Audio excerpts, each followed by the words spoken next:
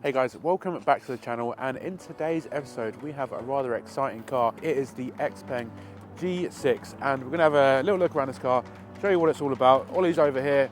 What do you want to see, Ollie? Well, today I want to see what it is like on the UK roads. We've got a little bit of a test track here today. What's the suspension like? What about the tech? Let's talk about that infotainment, practicality, have a little look around the car itself, see what kind of options you've got with the trim levels. If that sounds good, then keep on watching. Just to let you guys know, we release an episode every single Friday. Next week, we check out the brand new VW ID Buzz. So make sure you hit that subscribe button so you don't miss the episode. A brief history on Xpeng. They were founded in 2014. They've built high-tech EVs like the P7 and G9, packed with futuristic features, smart interiors, and they even built a flying car prototype called the X2. And it's coming to the UK. Backed by big players like Alibaba and raising billions through global investments, Xpeng was built from the ground up to challenge Tesla, not copy it. So why the UK?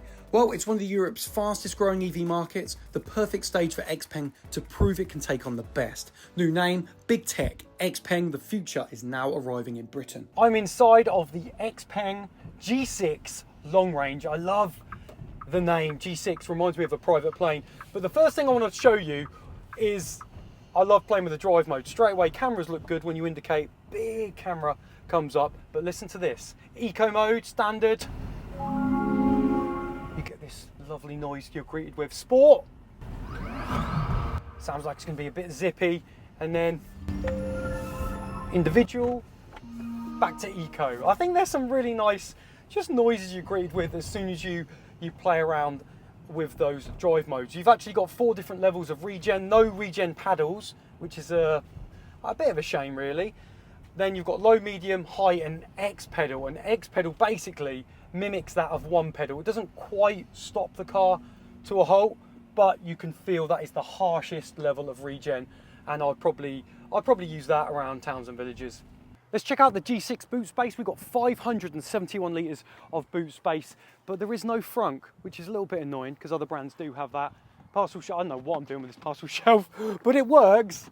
There you go. Is there any space under here? Yes, there is. Let's have a look. Oh, there you go, and a little cubby down there to keep your cables, which is pretty handy. But let me know, is that boot space big enough for you? If you think we've deserved your support in this episode, or maybe another one, you can always buy us a coffee in the description down below, just to help us with our channel and our journey along the way, so we can keep bringing you the best info on cars in our videos. Ollie's got a coffee. Just keep us caffeinated, guys. Thanks, guys. We appreciate it. The link is in the description below. Let's talk about charging with the G6 then. You've got a max charge of 280 kilowatts with a bigger battery. You're looking at 10 to 80% in 20 minutes. And a full charge at home on a 7 kilowatt wall box, you're looking around 14 hours. Let's talk about stacks with the Xpeng G6. We've got 281 brake horsepower, 0 to 62 in 6.2 seconds for this long range version. Now it starts from £39,990 for the smaller battery, and you're supposed to get 270 miles of range with that. It's rear wheel drive, they're both rear wheel drive. A performance all wheel drive one should be available, but it's not yet in the UK. The long range is £44,990. The small battery gets a 66 kilowatt hour, or the larger one gets an 87.5 kilowatt hour miles, and that is supposed to be good for 354 miles of range. And you get a heat pump as standard. So I'm doing some windy B roads now with the Xpeng G6. I've got to say, it's very comfortable, it's very smooth. You've got different levels of steering as well, which is good. You can do the power steering, comfort, standard. Let's put it in sport, stiffen it up just a little bit. Okay, I can feel that. And then I want to put it in sport mode. I've got to say, it's very smooth. I wouldn't say it's as much drama as a Model 3. I like that you've got the digital display behind you. That's really cool, and the typeface and the font they've used. But I am going to give it a little bit of a push. Okay, so it's got a bit of go. I think the 0 to 62 is around 6 seconds, 6.8 seconds, something like that. I'd have to double check, but I wouldn't say it's that much drama compared to a Model 3. It's very smooth, it's a bit executive, and I think the Xpeng G6 is good. If you don't like perhaps the look of the seal, you definitely don't want a Tesla. We are now getting these other Chinese options that are that are great. More options mean more choice, means we can get the car we actually want, and the X pedal's really good in that regen. So it's all pretty much there. It's doing I'm pretty impressed with it so far. Right, let's have a look about the design of the Xpeng, because it is not for everyone. So let's start off with the front of this car. Let me turn you around. You've got this front. Now, what do you think? Do you like it?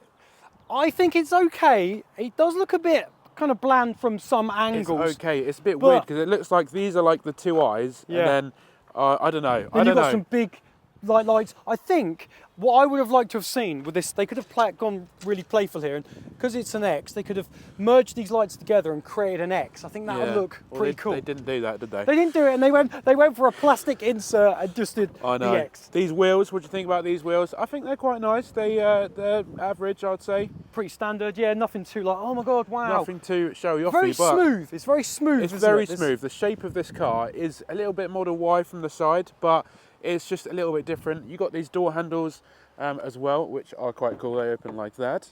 Lovely. That's a bit the same, isn't it? Like the Tesla as well, like the Model Y and the other things we've seen. Good for drag though, isn't it? When this you're is trying a to good get in range. competitor though, isn't it, to the Model Y? I do like this. I like the G6. Now remind me, do you remember that song? Like a G6, like. Is that just in your head after seeing that? Yeah, exactly. It's like it's a private plane. So G6, I think, is the type they use there is really good. Interesting, but you got obviously the Xpeng on the back there, and I'd say the back of the car looks okay. It's not very offensive, is it? No, they've gone with the same kind of design language at the front, just really slim, which works. I'd say it's not the most attractive car, but it's not the worst either. So it's very simple, isn't it? Simple in design. They've gone with sleek headlights and tail lights. There's no harsh angles. They've done maybe this for drag, but it's just one big curve and it's quite smooth. sleek. Let us know what you think in the comments, guys. Okay, one important thing when you're testing out a brand new car is what are the comfort levels like in the rear as a passenger? I've got Adam with me in the rear. Talk to me. So let me tell you about the back of the Xpeng G6, and starting with your actual seat position, the comfort, the materials. The seat position is very nice. It's not too upright, so you don't feel like you're sort of leaning forward. The actual materials is a nice, quite soft, sort of leatherish material. It does feel good. It's a little bit slippery though.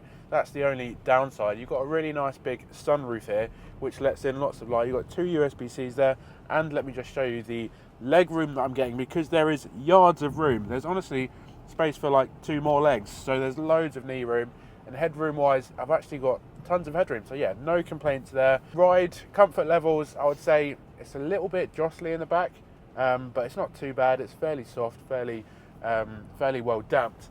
You've got 2 cup holders down here, which is good, which pop out. It does feel like quite premium-ish. I would say it's a little bit more high quality than other brands this sort of price, but yeah, that's my review of the back. I'm really impressed with the G6 is just how quiet it is.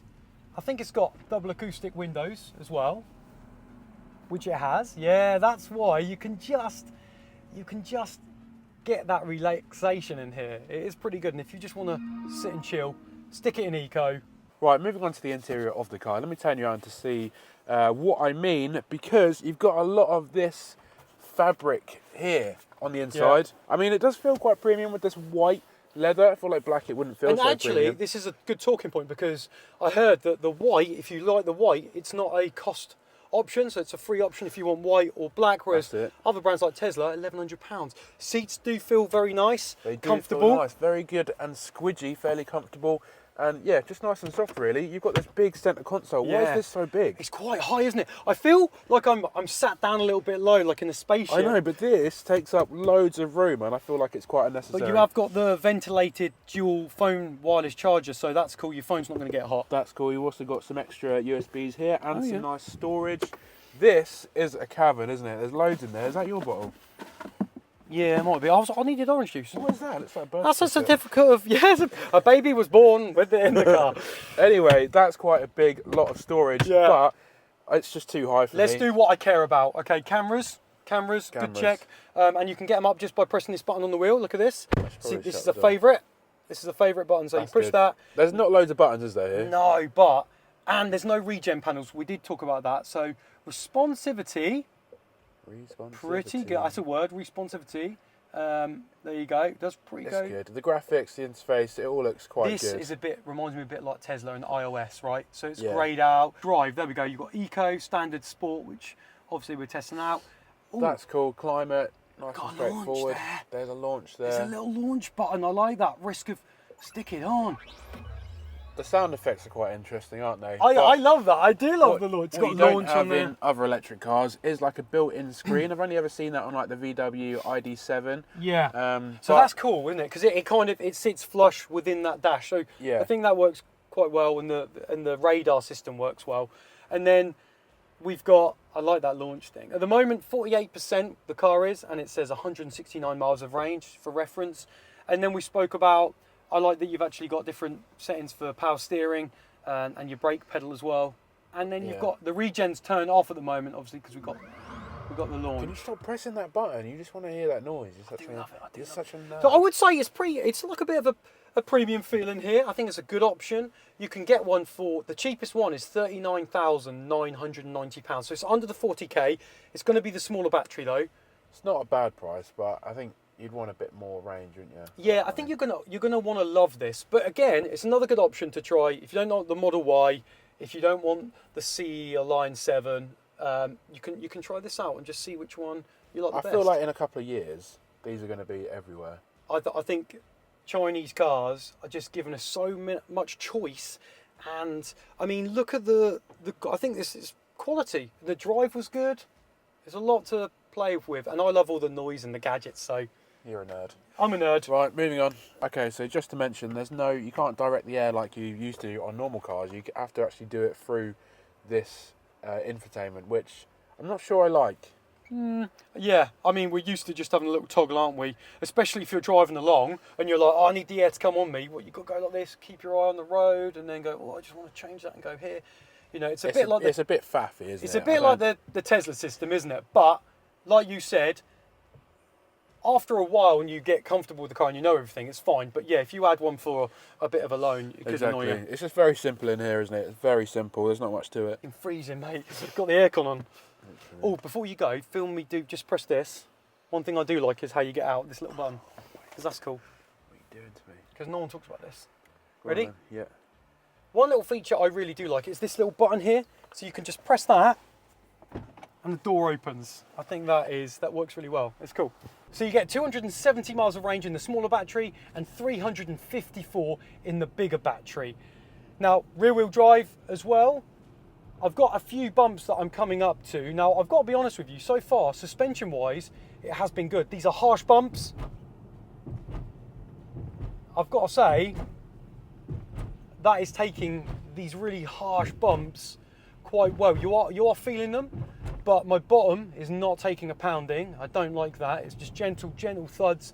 And then throughout the rest of the driving on this B road, going through the corners, currently in sport mode. But I've got to say, suspension wise, you're going to be happy with it.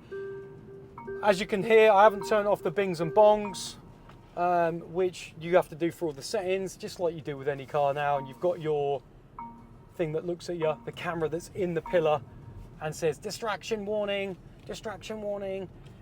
But yeah, I'll turn all those off, and then obviously it'll be a lot more of a relaxing journey.